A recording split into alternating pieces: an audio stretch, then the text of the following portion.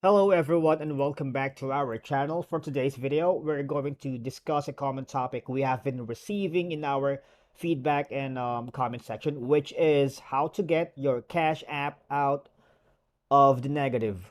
All right, is there a possible? Is there a workaround?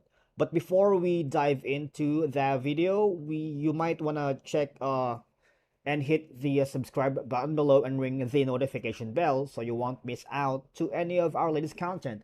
So if you are using any type of web browser right now, I'm using Google Chrome, but if you are using Brave, Microsoft Edge, Safari, or Firefox, it's okay. So you might want to go to cashapp.com, log into your account and credentials. All right. Or if you're using your mobile device, you might want to open your Cash App. So basically, I suggest you go to the website or your mobile device and then hover to this help center, which has an information about negative balance. So what is negative balance in the first place?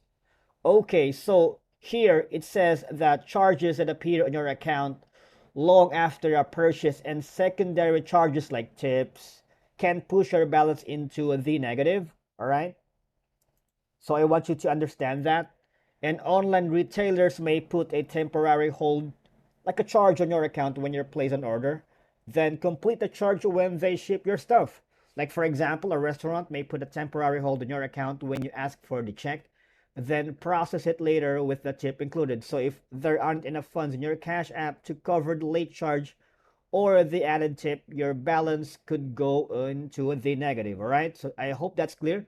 You might want to read all the information in the help center here. And if you find this video helpful, please give it a big thumbs up and I'll see you in the next video. Thank you for watching, guys. See you.